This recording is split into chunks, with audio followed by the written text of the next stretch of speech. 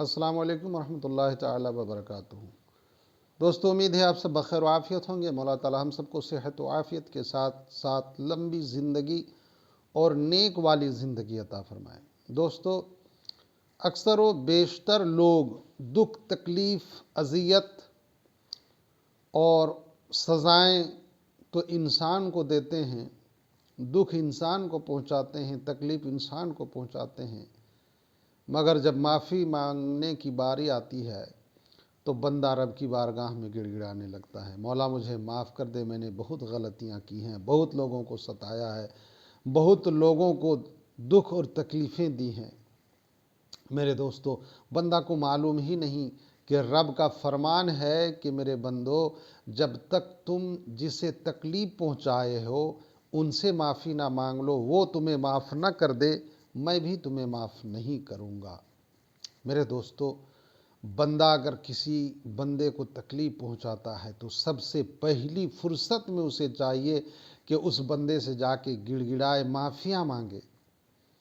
اگر کوئی تکلیفیں دی ہے تو اس سے کہے کہ بھائی جو میں نے تو آپ کو تکلیف دی ہے وہ چاہے تو آپ مجھ سے بدلہ لے لو یا پھر مجھے خدا کے لیے معاف کر دو۔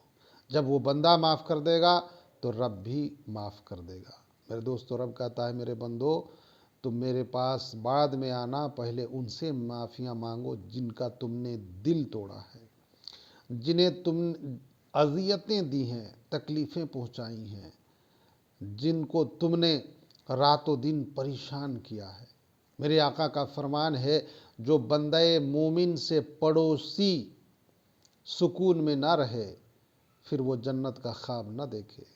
جس کا پڑوسی تکلیف میں ہو اپنے پڑوسی سے، پھر اسے جنت کا خواب نہیں دیکھنا چاہیے، کیونکہ میرے آقا کا فرمان ہے، جس کا پڑوسی تکلیف میں ہو، ناراض ہو، اس کی اذیت سے خوف زدہ رہتا ہو تو پھر وہ جنت میں نہیں جا سکتا۔ لہٰذا میرے دوستو، ہمیں دکھ، تکلیف اور اذیتیں کبھی بھی اپنے پڑوس والوں کو نہیں پہنچانی چاہیے، بلکہ کوئی تکلیف ہو تو اسے دور کرنے کی کوشش کرے۔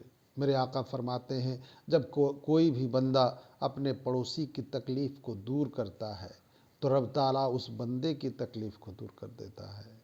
لہٰذا ہمیں کبھی بھی بھول کر بھی اپنے پڑوسی کو تکلیف دینے، اذیت پہنچانے کی نیت بھی نہیں کرنی چاہیے۔ پہنچانا تو بڑی چیز ہے، نیت بھی نہیں کرنی چاہیے۔